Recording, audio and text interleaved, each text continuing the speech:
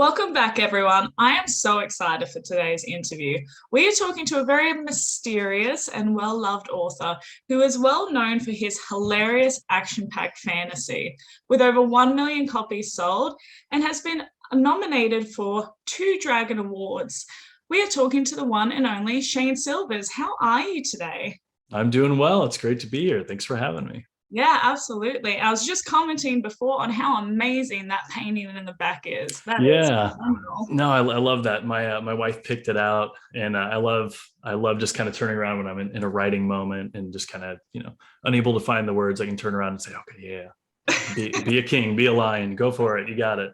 So it's motivational more than anything. But Yeah. Then speaking of writing, take me back to the start. Why did you yeah, start writing? yeah. So it's interesting. I never started out on a path where I wanted to be an author or anything like that. I didn't go to school for it. Basically, I was just a big reader, and I started out as a kid where I would just devour mythology, Greek mythology, Norse mythology, anything I could find, and I would always try to focus on the heroes that weren't perfect. And so I always thought that was more relatable. As just a person, you're not perfect, your flaws, you're very aware of your flaws. And so I always kind of gravitated towards those stories where Achilles wasn't perfect, he wasn't great. Hercules made plenty of mistakes. And so it really kind of resonated with me that if they can make those mistakes and still be a hero, then I can write a story like that too. Or me as a reader, I could get over whatever I'm trying to get over.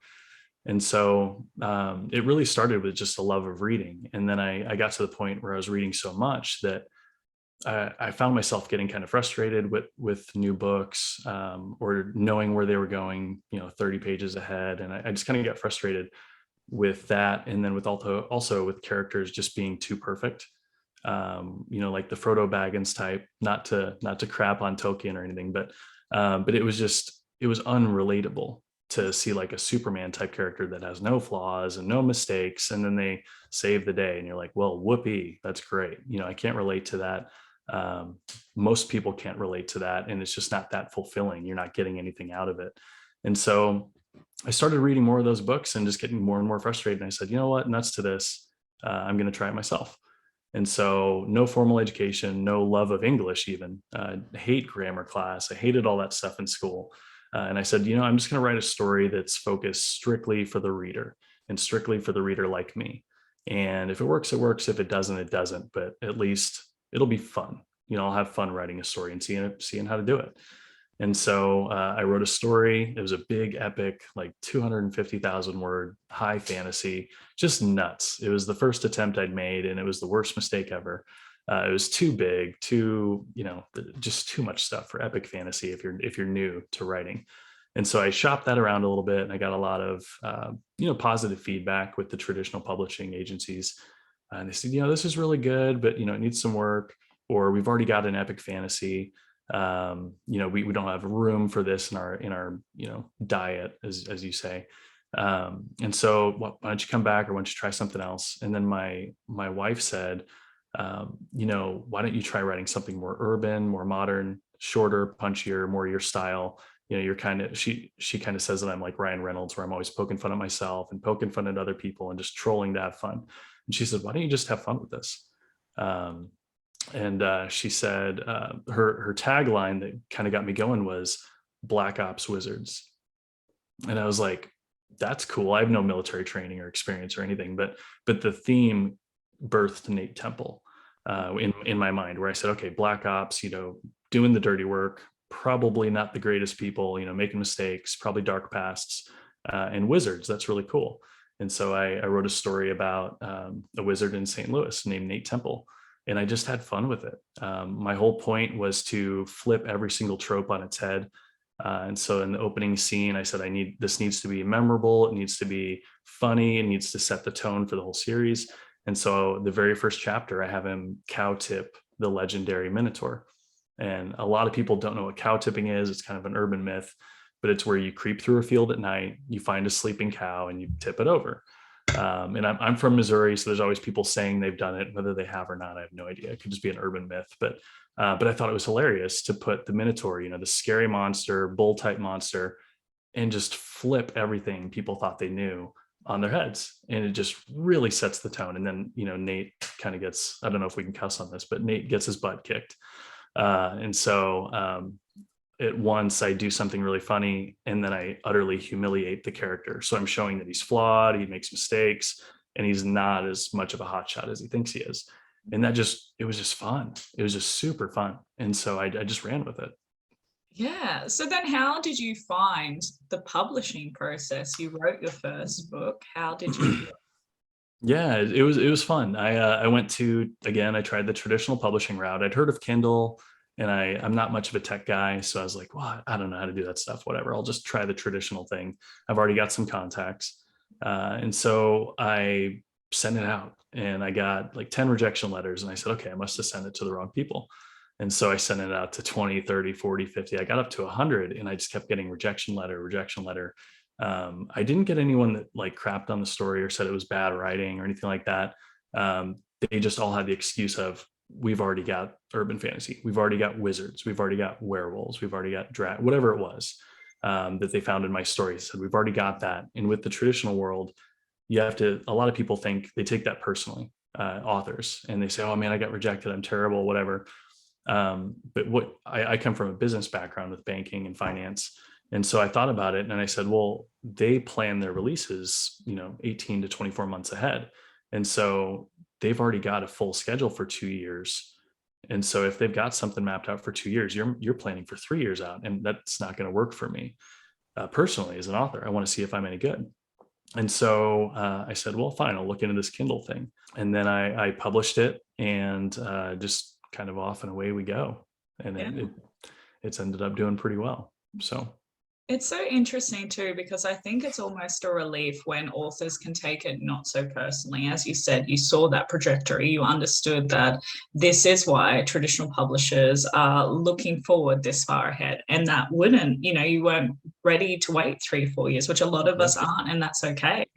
And I think it does change it a bit too when you go, okay, it's not personal. It's not a rejection against me or my book. It's just not fitting in with their market or their trajectory, and that's fine. So, what year did you finish writing the first book in the Nate Temple series? And then what year did you publish it? Was it a long period between? Yeah, so I can kind of backtrack a little bit. So I started that process in 2012. It was the beginning of the year. It probably took me 6 months. And I had gone to a writers convention that kind of birthed this idea of the urban fantasy track. Hadn't read much of urban fantasy other than Jim Butcher. But that was kind of I read that to see if I would like urban fantasy. And so I said, yeah, this is pretty fun. I think I can do this. And it gives you a lot of leeway to kind of manipulate mythology and, the heroes and whatever gods you're using, whatever tropes you're trying to go after. And so I wrote that in I think it was about 6 months. I'd have to double check that, but I wrote that in 6 months, did the whole submission thing, got rejected a bunch. And I can sit here in hindsight and say, oh yeah, I looked at it from a business perspective, and the rejections I didn't take personally because I'm such a good, smart businessman. No, I definitely took it personally. I definitely internally took it personally. But the thing with me is that whenever someone tells me I can't do something, or gives me a no, it makes me, in a good way, it makes me motivated and angry, where I say, okay, well, who are you to tell me no? And so it really fed that. And so that's why I went strictly to Kindle after I got all those rejection letters. I said, well, they're wrong, and I'll prove it, or I'll die trying. And so I was already working, full-time job. I just finished school. I was finishing school at that point. And so I published it, didn't know anything about marketing online. I knew business wise, traditional brick and mortar type marketing. I understood that, but I never applied it to the ebook world. And so I published it hoping to become a millionaire overnight. Didn't work. And then over the next 3 years, I got married. We had one child, got into my professional career as a banker, as a commercial loan officer. And I said, okay, well, you know what? I finished all that stuff. So now I'm used to working full time, and I'm used to doing school at the same time, and I'm used to being married at the same time. I'm used to juggling all these things. Now school's done. So what can I fill my time with? And I said, well, why don't I write a sequel? And so I wrote a sequel, and it did much better. And when I say much better, it went from, $3 a month in sales to $70 for a month or two. And so I thought I was, the next best thing. And so I said, okay, well, why don't I really give this a shot? And so I sat down with a couple other authors, Mark Dawson and a couple other just indie publishers that were doing pretty well.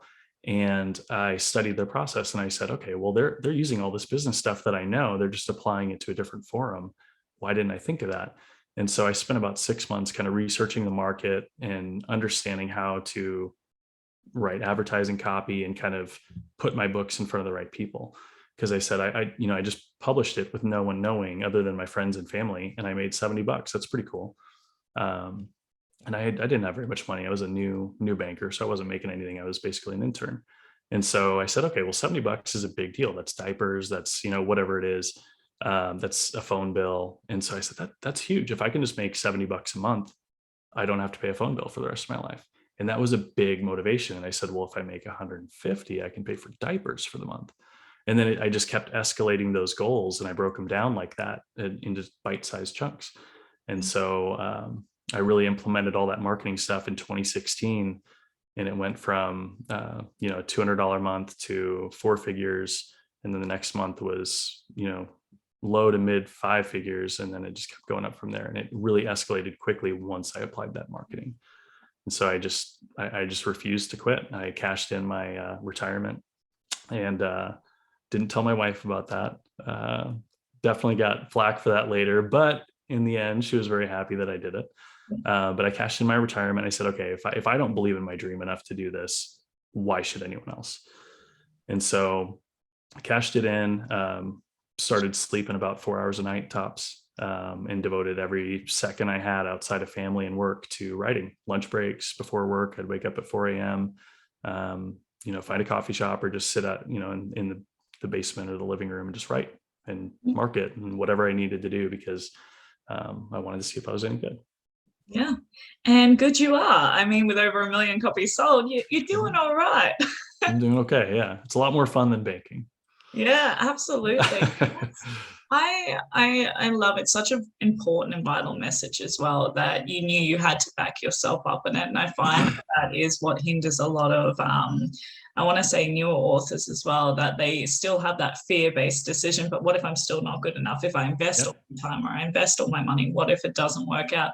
And I understand that. But then I also hear the success stories, such as now, as to when you went, that's it, I can do this. This is what I was meant for. Yeah. That it just blew up for you, which is phenomenal.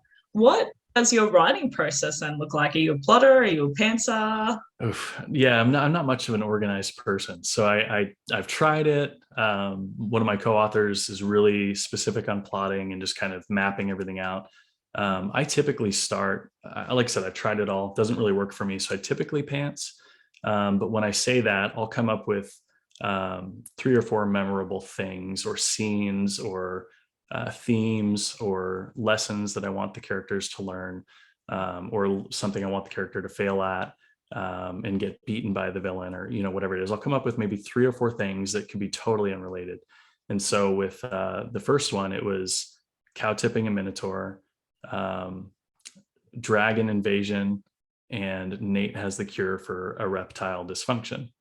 And so those were the 3 things that I wrote Obsidian Sun with. And then I just ran with it and I had fun. And then with the later stories, the ones that I've had the most success with and that the readers like the most, it's always kind of that same formula where I don't try to over outline. I don't try to make it super complicated, or super detailed or super in depth. It's raw. And I think the benefit to that is that your characters become very, very 3-dimensional, almost 4-dimensional, where when you're just winging it, you're in the zone. And so when I would write 15, 16, 18 hours straight, depending on what was going on. I mean, now I couldn't back then when I was working, but I would write for long chunks of time, just to, take a snack, protein bar, whatever, and just keep going.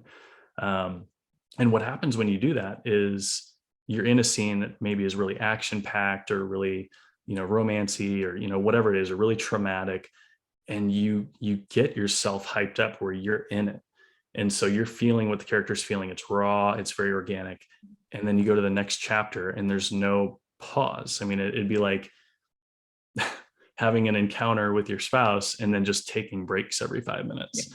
That doesn't work. And so I try to apply that same principle to writing, that if you really want it to be passionate and, in the moment and raw and just true, you just stick with it and you just keep going until you hit a point that's maybe slower or whatever it is. And so that's kind of how I treat writing, and it makes the characters, just their emotions are spot on. They're very reactive, and the readers just get sucked into that because they say, man, I feel like I was right there. I know exactly what the character was going through.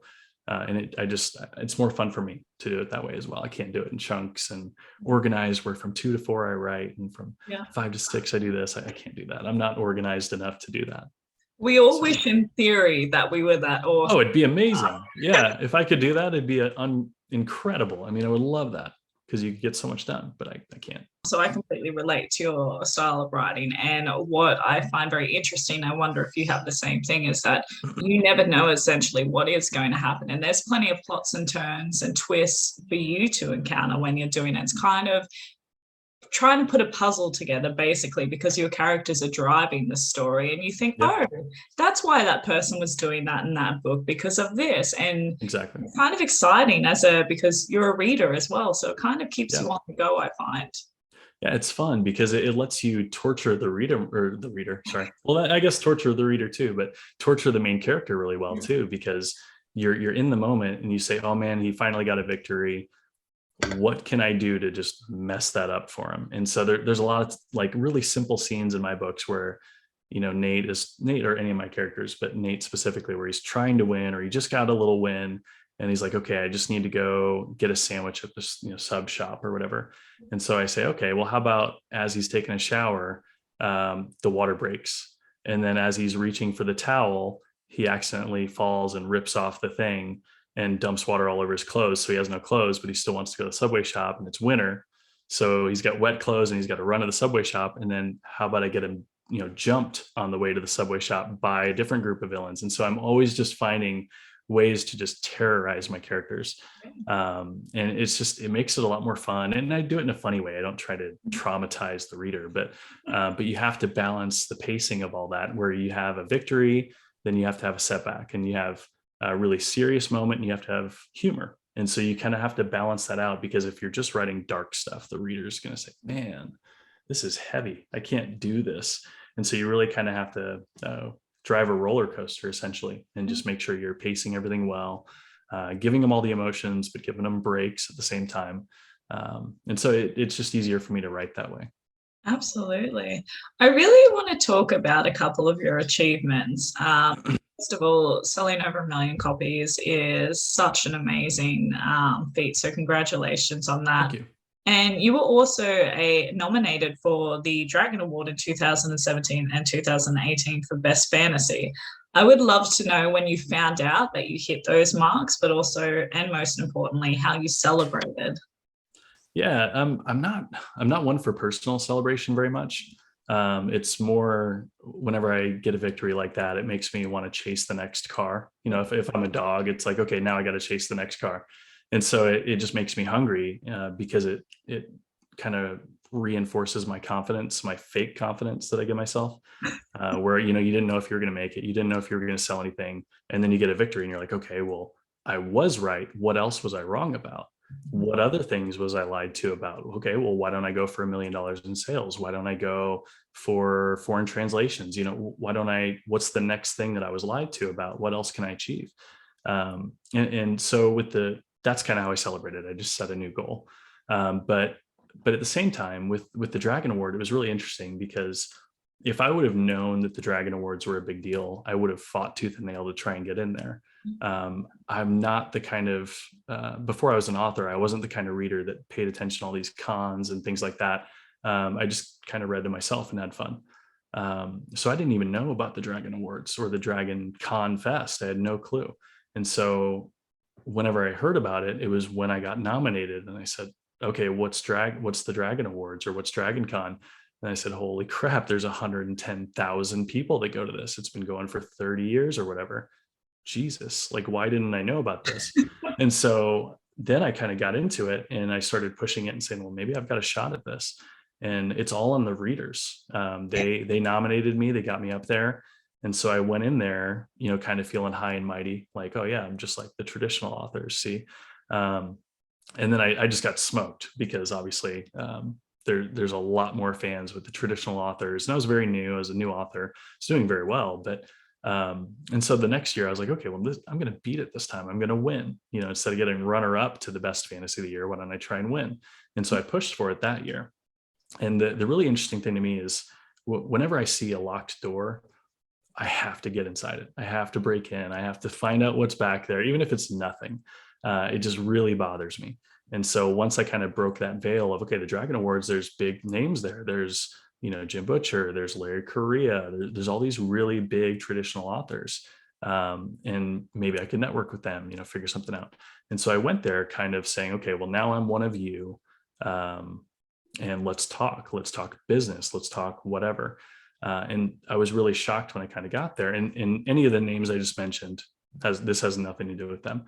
But I saw a lot of other traditional authors that you see on shelves. They're very well-known names.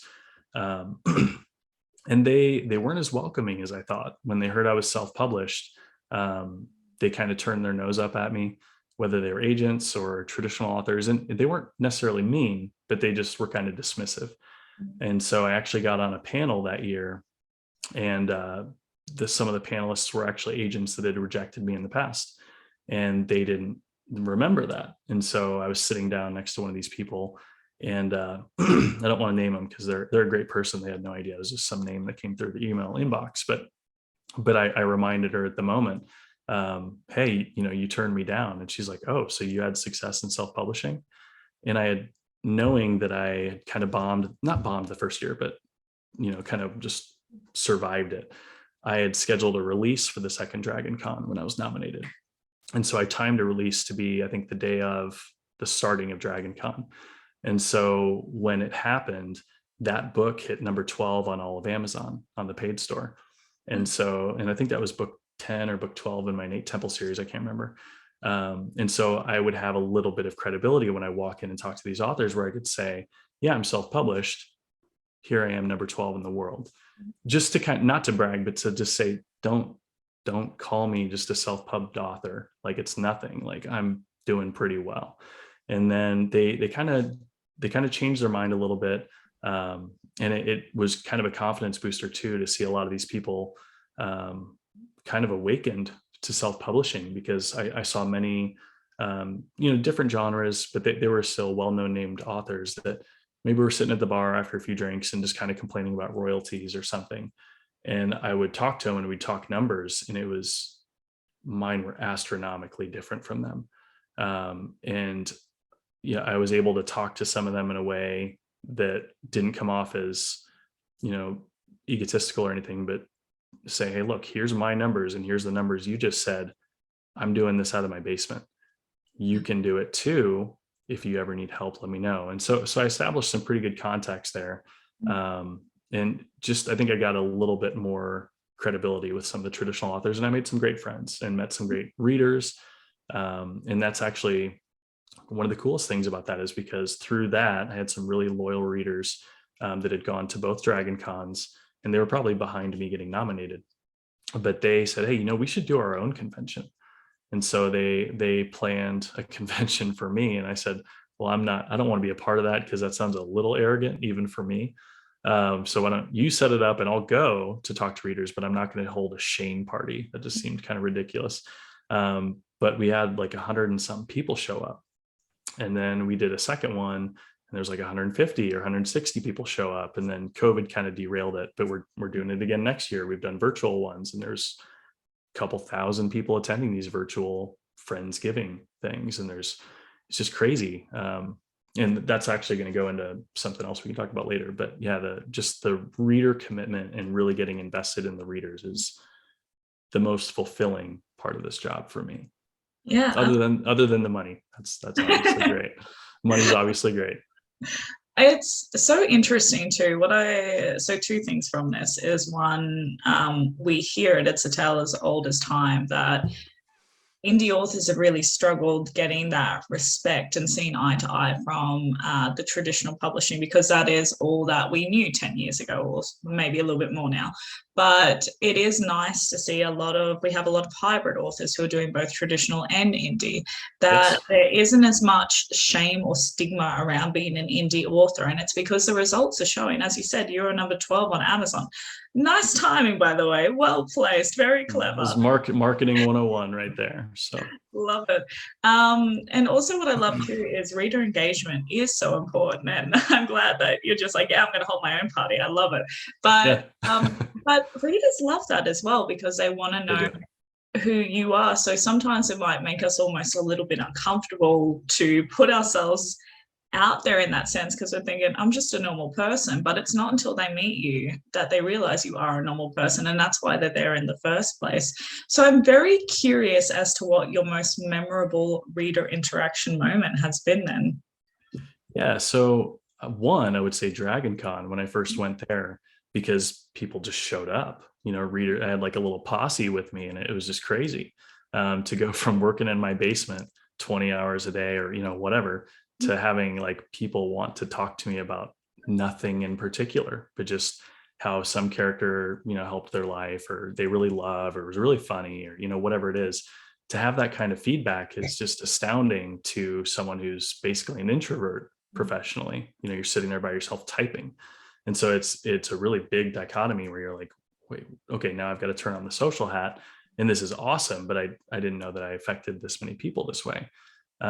But to really quickly touch on the traditional world versus the indie world, when you said that it's starting to bridge that gap, I really hope so, and I think so. I think it is. I think a lot of people are realizing that um, any kind of centralized system is not ideal.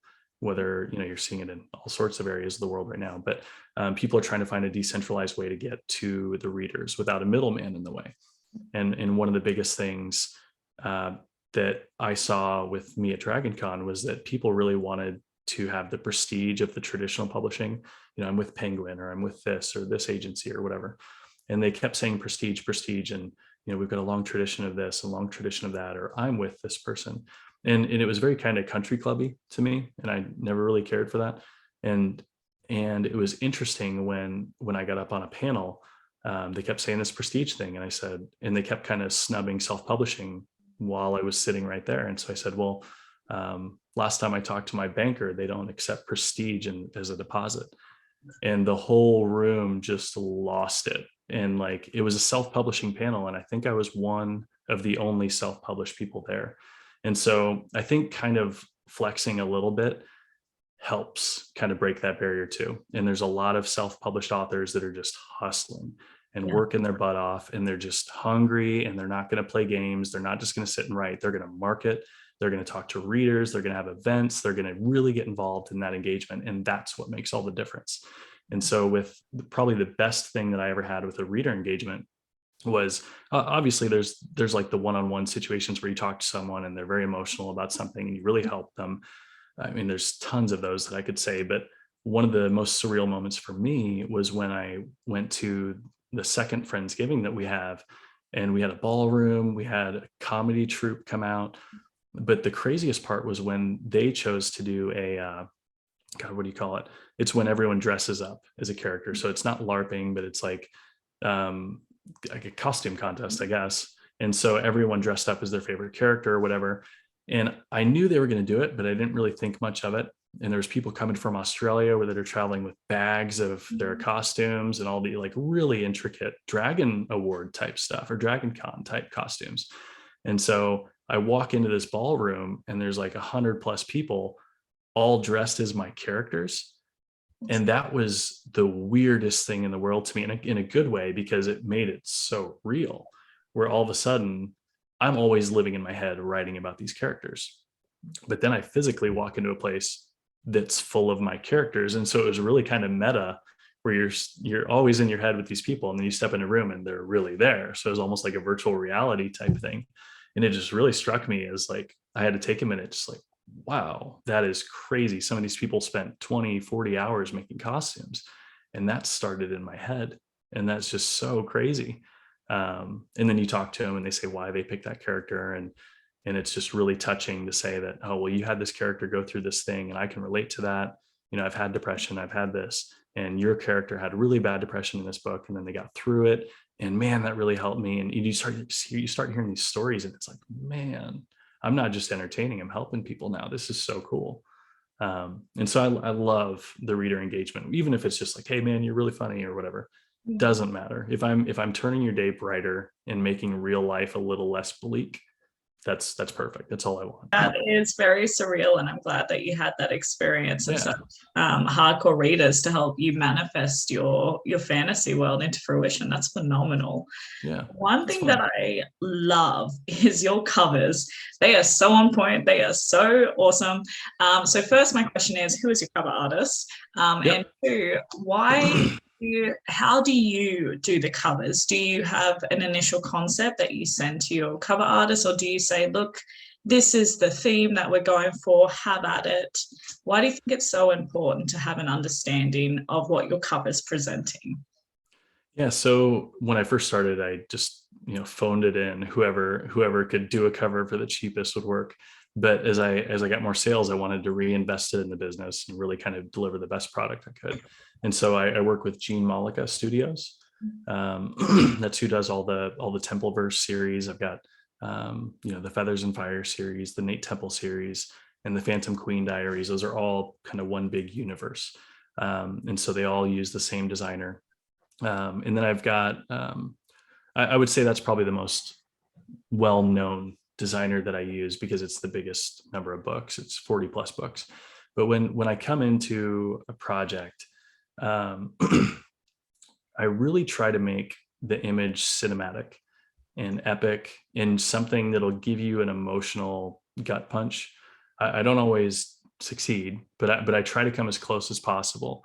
And I want to make the reader look at the picture and ask a question in their head, whether they know it or not. I want them to say, what in the hell is this? Or what is going on? Why is that in the picture? Or what is that? I want them to internally just start asking themselves questions. And why is Nate doing this? Why is Callie wearing that? Why is it titled that? I want to start getting them subconsciously asking questions, and show my characters in a really dark situation or a really ironic situation or something like that. And so that the reader, whether they know it or not, they're already invested in the series, but they're like, oh my God, what is he going to do to this character this time? That is crazy. He's like, there's fire in the sky, there's all this nut stuff. And you really have to be careful. And this is where Gene Malika is amazing. And his not coworker, but his basically design captain, Sasha Almazan, she works with him too. And she kind of speaks Shane. Gene is more of a designer. So he's very meticulous and perfect, and he needs to know exactly what you want, where you want it, what color. But Sasha, I'll just kind of throw buzzwords. Okay, I need this, I need that, and I need this. And she's like, okay, I speak Shane, I can translate that to Gene. And so her and I are kind of kindred spirits in that way, where we just start talking crazy stuff on our calls, and then Gene is just sitting there having a heart attack because he doesn't know how to do what we're talking about. Because there's just so much. We're talking about all these crazy things like, okay, I want a unicorn. The unicorn needs to be on fire, and then this, and then that. And he's just losing his mind in the technicalities of it. But we always try to come up with a bunch of crazy stuff and then dial it back to maybe 2, 3, 4 things tops that's in the cover. Because if you make it too busy, it's just noise. And the reader just says, wow, that's cool, but I don't know what's going on. It's just confusing. And they don't ask that question where they want to know more. They say, what is that? Kind of like turned off. And so I never want to do that. So I always try to just focus on just like a really epic moment or a really pivotal scene, and just show it in a really cinematic way. Yeah. So it's always my goal. Yeah. I always try. And so we always kind of test the line and say, okay, well, we did this and you said it was impossible. So how about we try something even harder? Because you nailed it. So let's push the line. And they do. They're incredible. They're amazing. Great people. Well, speaking of great people, you also co-write predominantly with Cameron O'Connell as well. Mm-hmm. So can you tell me how you found the first time writing with a fellow author? What were your hiccups and your achievements in that? So I am the worst person you ever want to co-write with. because I'm not a plotter. I don't have a system. I'm not organized. I know what's going on in my series, but I don't have anything to easily share that with you as a co-author. And so you're kind of on your own, where you have to catch up and read and figure out what's going on. And then we have to talk on the phone, and I tell you where I'm going with Nate or Callie or whatever. And you say, okay, well, how can I weave my story into that? Or I say, hey, here's an idea to weave your character into this specific scene that I'm doing, and vice versa. Well, Cameron and I will do that a lot, but I know it's very frustrating for him because he's very organized and meticulous, and he's got an MFA, and he knows all the right things and right words. And I'm more of a just, hold my beer, let's go. And so it's a lot of fun, but I'm sure it's very frustrating for him. But at the same time, it lets us come up with some really creative and unique things, that if you just had a boring A to B to C to D outline, you're just very linear. The story is very linear, where I just come out and I just throw a bunch of stuff out there, and he says, that one would really work. I never thought about that. That's cool. I can adapt that to what I was already thinking. And so we can just come up with some really cool stuff. But Cameron, I've known him for a while. He's an excellent writer, very on the technical level. He's just exceptional. But he's also a very creative and fun storyteller. And so he had tried the traditional route as well and didn't have much success. And so my goal with working with him was, okay, I can either sign you, try to help you get published with your own stuff, but that might be kind of hard for you because you've never started with a series and worked your way through. So that's not an immediate solution for you. What if I gave you a somewhat of a story idea and put it in my universe? So you've got a little bit of, bumper rails for the bowling alley type situation, where you've got a little bit of not a head start, but just a little bit of guidance. Okay, well, the world's already there. I can just write a cool story in that world. And so it's a lot more fun, a lot less stressful, and you have a lot more freedom to play with the story, as opposed to trying to come up with the world and all the kind of mundane stuff you have to figure out. And so he ran with that, and he did an exceptional job. Just unbelievable. I mean, night and day. He was able to quit his teaching job and start doing this full time, I think within 4 months, 6 months, something like that. It blew up. He took off. So it did really well. So I'm really happy to have him on board, and I'm happy to give him the chance to shine. I mean, that was kind of the whole point, is to open up the door for people to do what I did, but maybe just with a little less stress. That's kind of the whole reason I started my publishing company, is to try to help authors do that. Yeah. So that leads straight into my next Perfect. question. I want to talk about Argento Publishing, because what you've created is absolutely amazing, and it's a lot of hard work as well to manage on the side. So I was curious as to why you started, which obviously you've probably vaguely just explained, but what's your expectation for it? How far are you wanting to take it? So that was always a dilemma. And at first I started it just to, I started Argento Publishing pretty much from the beginning, but my only intent then was to have a little bit of a modicum of professionalism. So my books on Amazon don't say Shayne Silvers, published by Shayne Silvers. I didn't want that. I was trying to kind of fake my way into the real world, at least get past some of the hurdles that shouldn't even be in the way. And so I said, okay, we'll just make a publishing company. And so I picked Argento, because Argento means silver in Italian. So I thought it was kind of trolling myself a little bit. Like, anyone who looks it up will say, that jerk, he just named his publishing company Shayne's Publishing, basically. And so I kind of a joke on myself as well for readers that get it. But then the symbol AG is also the periodic table of elements symbol for silver. And so it's kind of a triple entendre that it's all silver. And so I started it just for that aspect, just to have a little bit of professionalism. But then I said, well, wait, why don't I try to find other authors who they've proven their work ethic, or they're dedicated or whatever. They might not have marketing money. They might not have editing services. They might not have these things, or they just don't have the time to do avoid all the pitfalls that you have to kind of just survive when you're doing it for, yourself on your own. For the first time, you figure out who the editors are that are good and who are bad, and which cover designers are going to flake on you and which ones won't. And what's too much to pay for a cover designer? There's all these things that just kind of slow you down from telling a good story.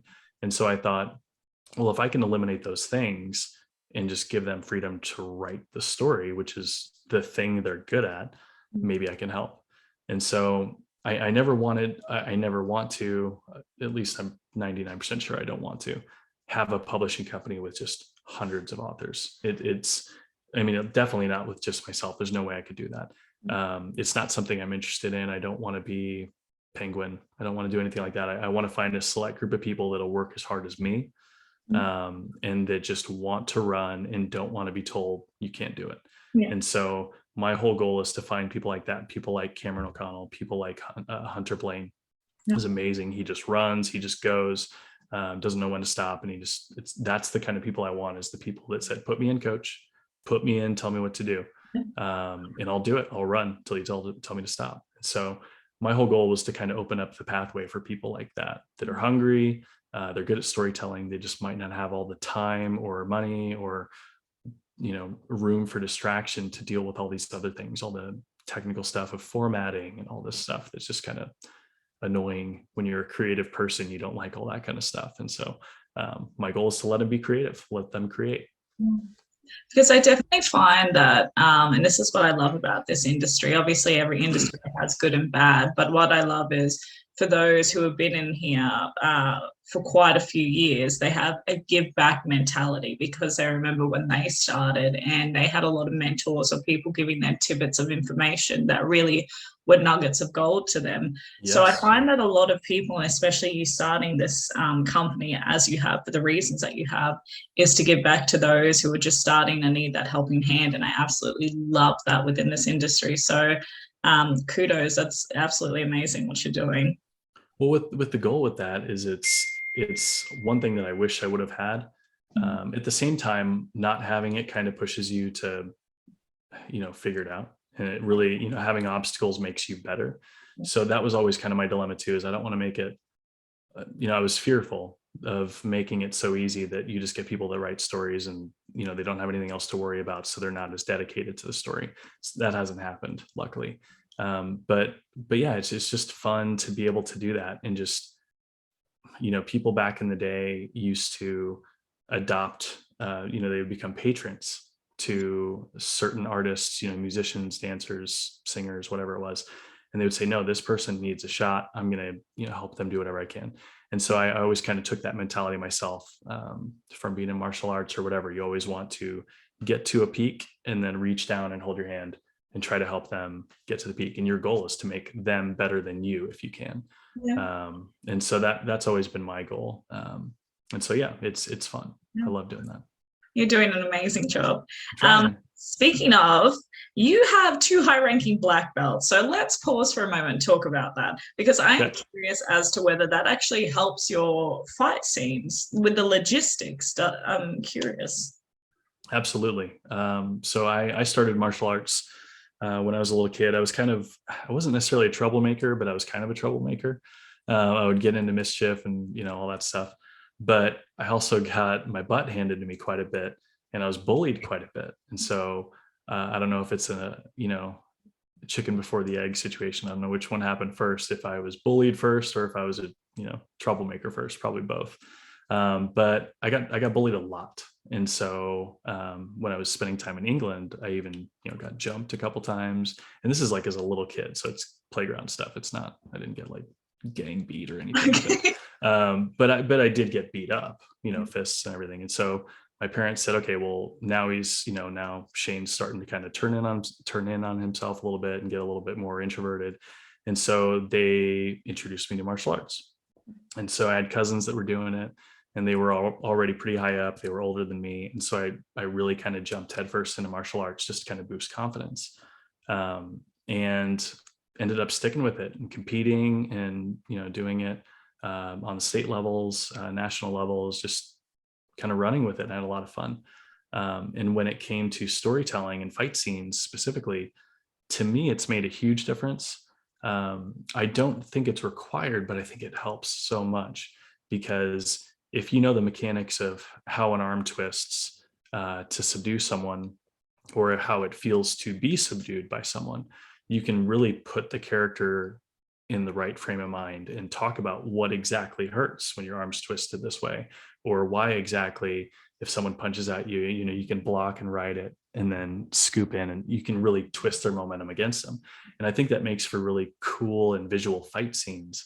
And my goal is to always be visual while I'm writing so that the reader can see it, not to be too technical where you're using all this jargon that no one knows. It's never to do that. It's never to take the academic approach. It's to put people in the real pain that's happening, or in the real conquest of what's happening. And so you can talk about a weapon coming at you a certain way and know exactly how to block it, which hand does, and then what the best counterattack is. And it puts you in a really cool frame of mind, to also know how to hurt the villains too, in pretty epic ways without, killing them or something. You can do some pretty serious damage with very specific things in martial arts. And so I could have Nate do that, or I could have Callie do that, and do a succession of blows that just incapacitates someone brutally, but doesn't kill him. And it just makes the shame of that villain so much worse, which the readers love. They love seeing Callie just go ham on somebody, or Nate just go ham on somebody. And so it's really cool too when you're talking about, females versus males too, is because you can have like a really big character and you can know how to manipulate that big bad guy with someone like Callie, who's maybe smaller, 100 pounds smaller or something. And you can say, okay, well, that doesn't matter. I can still have Callie win if I do these things. And so it's really fun to be able to do that. And I think it helps me a lot. But again, I think if you watch enough movies and YouTube videos and stuff like that, you can get a pretty good understanding of enough to get by. It's like me, I don't know a lot about guns, but I know enough to write a relatively accurate scene with guns. And so I think doing research and getting involved in it is great, but I think personally getting involved in it will make you much better at writing fight scenes, because then you know how bad it hurts, or where it hurts, or how long it hurts, or how long a bruise lasts, or all these things. You know exactly what it is like because you've been through it, and what kind of helplessness you might feel in a subdued situation. And so I think that's very helpful. Yeah, and obviously all experiences that we personally have just enriches our writing, because as you said, we've experienced it, we know how it feels, or the ambience of that situation, so to speak, to make it very visual. I would love to know, for those who are watching, what your top 3 tips are as an author. So that's an interesting one. I'm always trying to figure that out, because there's so many things you can focus on. You can focus on technicalities, but there's all sorts of throwaway answers like marketing, this thing, like all of that is vital. That's all very technical. But I think more importantly than that, you have to be in a mindset that if you want to make a career out of this, so if we're talking to authors that are not just doing it to write a story and, NaNoWriMo and whatever, if you're trying to do that, that's great. There's a lot of cool things you can do. But if you're trying to make it a career and actually, make some income and stuff like that, one of the biggest things I think that authors need to work on is their mindset. And that's building their confidence. And one of the things that I can't remember where I heard it, but I kind of do this myself now, but you can ask someone, how much time did you spend on your hair this morning, or your makeup, or getting dressed, or picking an outfit? And they'll say, 20 minutes.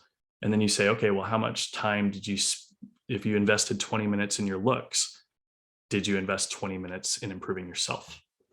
And telling yourself, hey, I love you. You're awesome. You're going to be great. You're going to be amazing. You can write that book. You can hit $1 million. You can do whatever it is. You can pay for diapers. Whatever it is, you can write a good action scene. You're amazing at this. Readers love you. Just kind of that self-talk of just really invigorating yourself, because whether you do that or not, you're always going to have a voice in the back of your head that is telling you can't. And so that's going to happen no matter what. And so you can either take that and just let it kind of infest your brain, and try to ignore it, or you can try to counter it with positive things and contradictory things to just kind of mute that voice. And so I always try to tell people, authors, readers as well, to really boost your own confidence and really convince yourself that you can do this, and then work on the craft, all that stuff. But the other thing I would say is that if you're going to treat it like a hobby, it's going to pay like a hobby. If you treat it like a business, it'll pay like a business. And so I know many authors that just kind of put 2 hours in here, an hour there, and they never really run for it. Like when I was doing this, I said, okay, I need to burn the bridges behind me. I tried it the kind of lackadaisical way where I wrote a book, waited 3 years, wrote another one, and said, okay, well, I'm decent. I made $100 or $200, but that's not going to change my life because I'm right back down to $7 the next month. And so I said, okay, well, I'm going to burn the bridge behind me. I'm going to cash in my 401k. I'm going to commit to this. I'm going to invest money I don't have, and I'm not going to tell my wife, and that's terrible. Don't do that part. But I was that committed, and I was that afraid of failing that I said, okay, my wife is going to be furious if she finds out I did this and then that I didn't try and that I didn't give it my everything. And so I'm going to give myself a situation that I have to get out of. And so I really put myself in a confrontational situation where it's like, you're either going to win or you're going to make your wife very unhappy because you didn't try. And so I said, well, I'm not going to let that happen. I love my wife and I want to make more than what I spent in the 401k or whatever. And so that was my goal, is to just make back the 401k money. And like I said, I treated it that way. I was getting 4 hours of sleep a night for about 18 months. And I just treated it hardcore. And failure was not an option. I did not watch TV. I did not get on social media other than to respond to readers. One of my coworkers now, he's Lane. He kind of helps me run the publishing company. He worked with me at the bank, and he said, hey, do you want to go to the happy hour? Do you want to do this? Every single time I would say no. And so I was the most unpopular person or the most antisocial person at my job, because I would never do those things. I would always say, no, I've got my laptop in my bag. I'm out. I'm going to the park. I'm going to the coffee shop. I'm going to go write. I've got to do 5,000 words before the, kids go to bed or after the kids go to bed. And so I just didn't give myself an option. And I think if authors do that and kind of burn the bridge behind them metaphorically, it'll make a big difference. But I would say other than that, marketing is huge. If I would have just published my first book and waited for the readers to find me, I would have thought I was a bad author because no one was buying it. And so all that changed between book 1 coming out and book 3 coming out is I put it in front of the right people.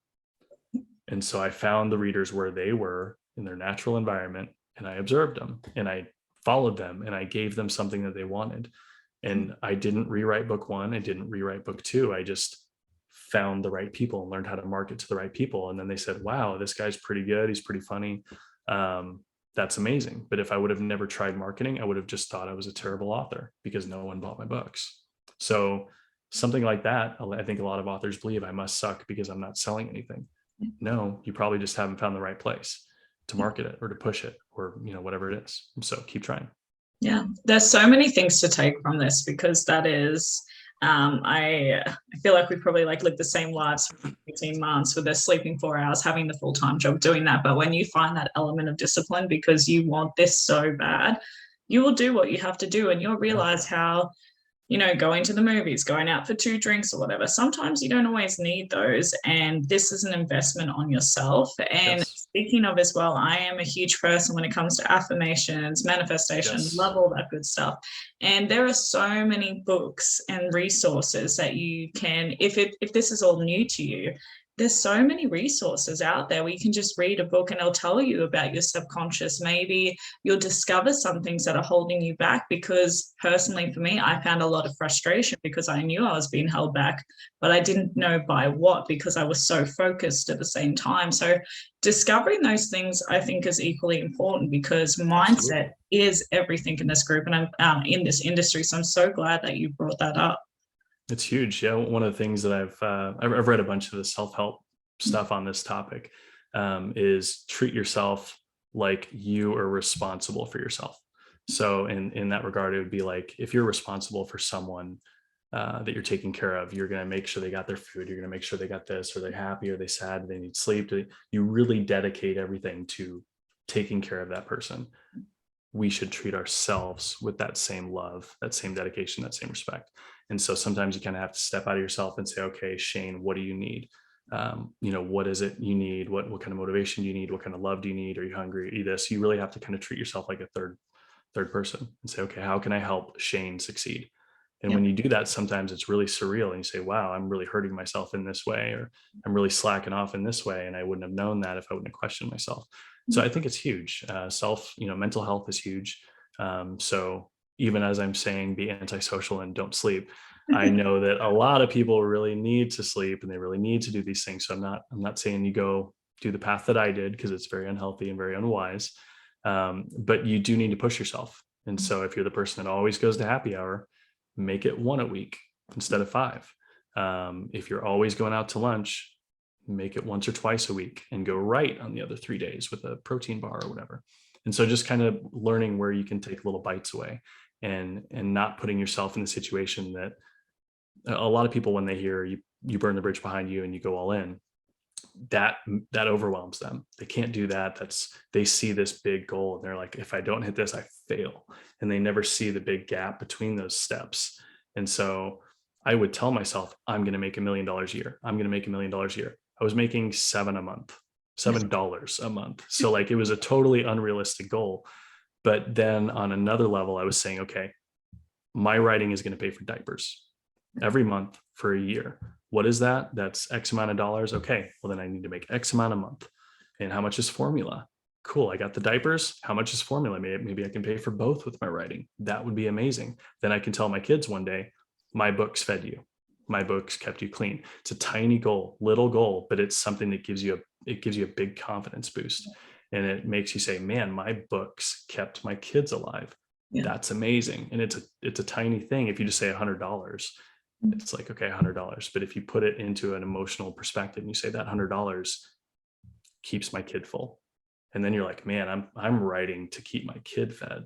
And it just really changes your mindset. And there's just different ways to do this. And so I always tell people to kind of, take a bite of the elephant at a time. What would you say your greatest challenge and your greatest accomplishment has been so far? I would say my greatest challenge has been juggling everything. I'm not a very organized person. And so that's always really hard for me, because I'm all in or I'm just a slob. Like I'll go out and take a break and watch TV or go, whatever it is. Or I'll be writing 18 hours a day. And so really trying to find that balance with family time and really getting involved in the moment, and not, sitting with my wife or my kids and thinking about a storyline or whatever.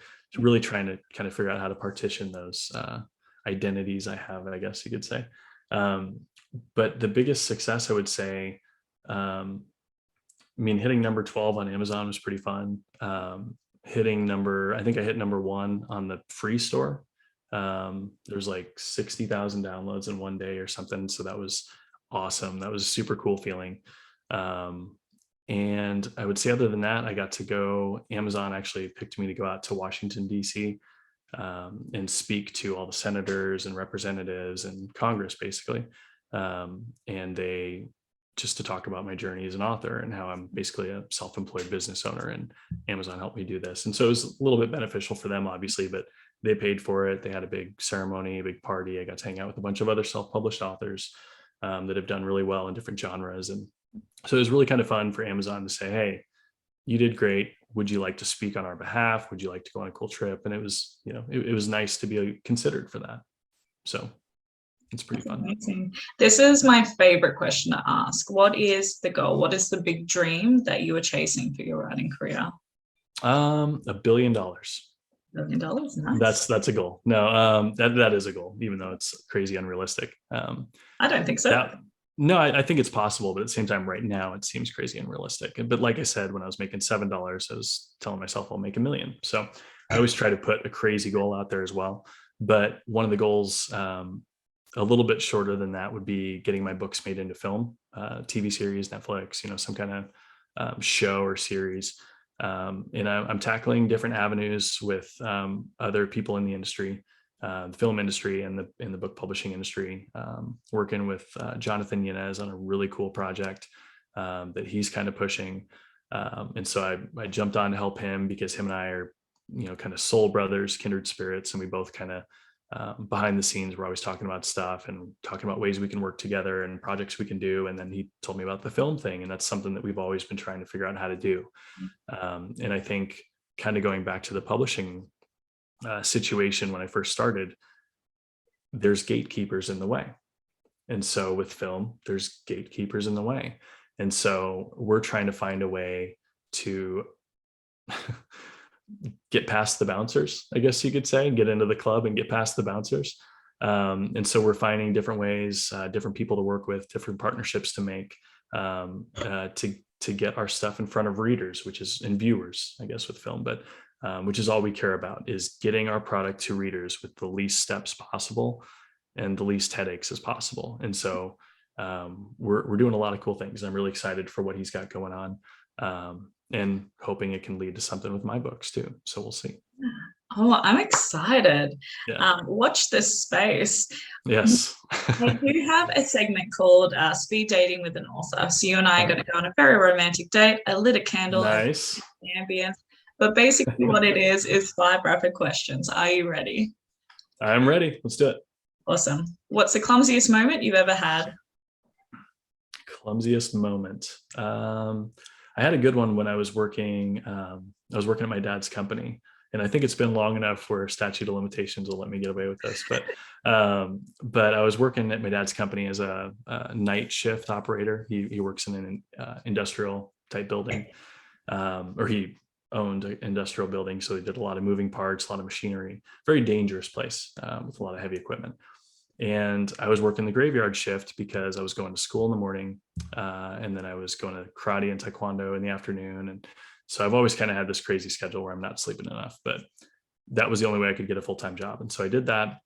And someone had the bright idea to put me on a forklift. I got certified for it and everything, so I was qualified. But I was just juggling too many things. And I think I kind of conked out while I was driving. And so what happened was I was driving the forklift for hours, no problem.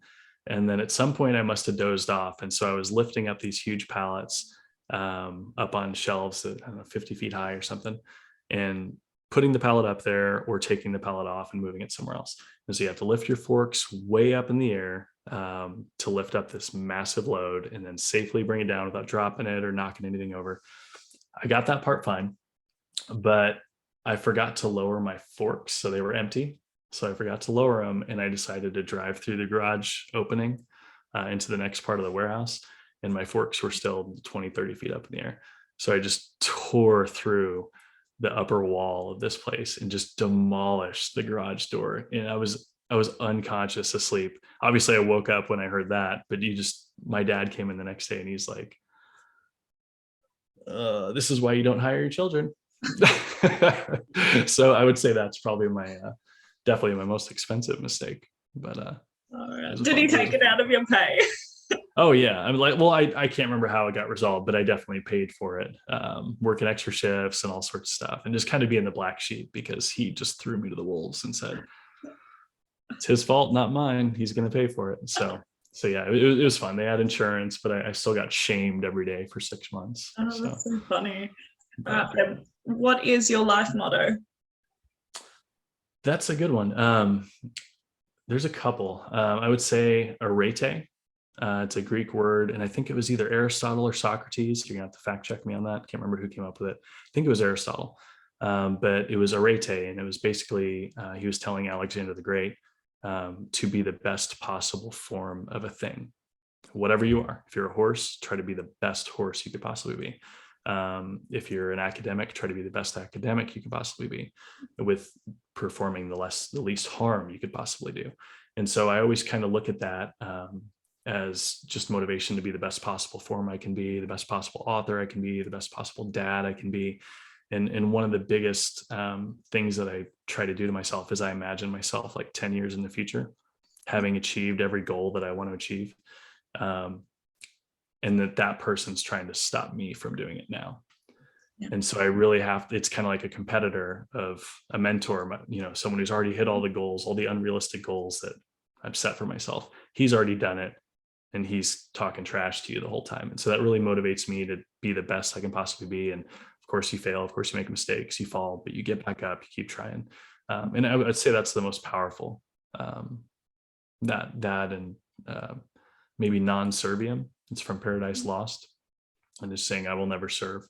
Like I will never be subjugated by someone, or someone telling me I can't do something, or any of that kind of mentality of being a victim. I just wholly reject it. And I'd rather teach people how to be victors instead of victims. I love that. We need more people like you in the world, Shane. Um, what are the 3 words that best describe you? I'm a troll. I mean, I definitely troll myself and I troll other people and I just try to have fun. I try to poke fun at people. With my books, I'll try to poke fun at absolutely everyone in a healthy way. So I never try to pick on anybody, but I do try to just, poke the skin as much as I can and push the line a little bit and kind of get people out of their comfort zone and then back off and then maybe poke fun at a different thing and just kind of get people used to, words are weapons, but they can't really hurt you. Yeah. And so this is a moment where you're by yourself. You can read something, not get offended, and say, "Okay, that was kind of funny. That was a little funny," and just kind of build up your tolerance, I guess you could say. And so that's one. I would say loyal. Definitely very loyal.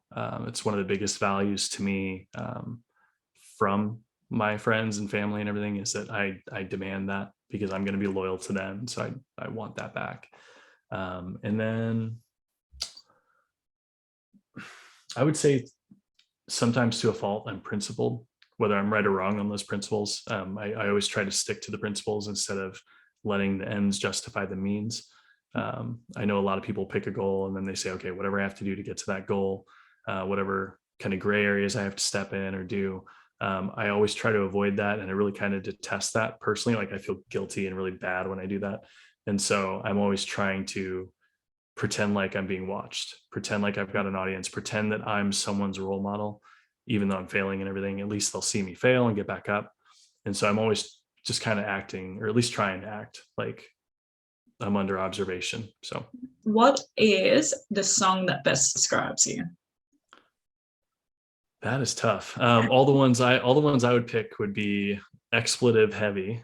I'm a really big fan of Eminem. I know he's got a lot of crazy stuff out there, but sometimes his messages are pretty cool. And they're pretty impactful, at least because he came from a really dark place and he was just very stubborn and refused to give up. And so I really like those kind of songs that are just really empowering and, don't give in to the failures, don't give in to the bullies, just keep fighting. But on that note, there's another artist that's really good, NF. I don't know if you've heard of him. Nate Feuerstein, I think is how you say his last name. Actually, the name rings a bell. He's pretty popular, but one of the things I really like about him is that I believe he's self-published in a way where he did it himself. And he's exploded on like the rap scene. And I think he's Christian based, so he doesn't ever cuss, but he just does these epic movies and it's all about empowering yourself. And it's just really cool stuff. But he's got a song called The Search that's just amazing, whether you're into rap or not.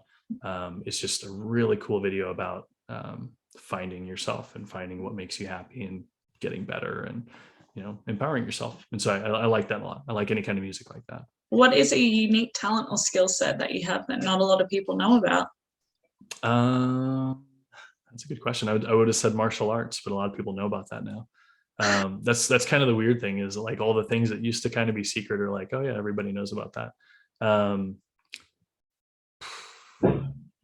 I'm aggressively anti-authoritarian to a fault. Where like if anyone tries to tell me I can't do something, whether they're right or wrong, I'm going to argue. I'm going to be contrarian. I'm going to try and push them and just, that's obviously gotten me in a lot of trouble in the professional life with my career as an employee.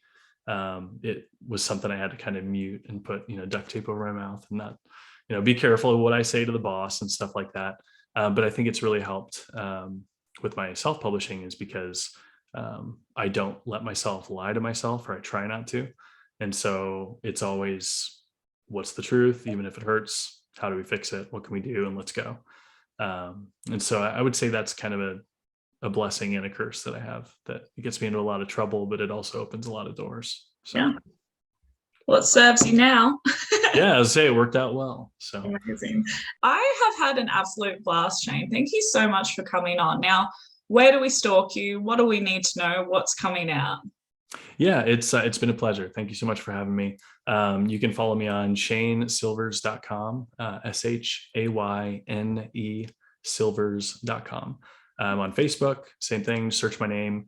Instagram, same thing. I think it's official Shayne Silvers maybe. But if you search Shayne Silvers, it's such a weird name that I think I'll be the first one that pops up. But definitely on Facebook. I've got a group there for my readers called the Den of Freaks. I'm super active there. I'm always talking to readers, just really engaging with them on a more than just, hey, here's my new book. It's more, hey, what's going on, Tammy? What's going on, John? You know, what are you doing? What are you working on? Hey, how can we help you? I'm really trying to get involved with them. And that's kind of why Friendsgiving took off. So I would say that's probably the best ways. I'm also on Mighty Networks. You can find me over there just by searching my name. So I've got another group over there. Yeah. Well, I'm going to have to join that reader group. I don't think I'm yet a part of it. Oh, yeah. Now. Yeah, welcome. There's a bunch of authors in there. We always try to promote each other whenever there's stuff that's coming up that doesn't conflict with another launch or something like that. I try to work with everyone. So amazing. Well, I have had so much fun. Thank you so much for coming on. And thank you. Watch this space. We might even get you on next year. Absolutely. I would love to. That'd be amazing. Well, I'm going to love you and leave you, Shayne. Have a good evening. All right. You too. Thank you so much. Will do. Bye. All right. Bye.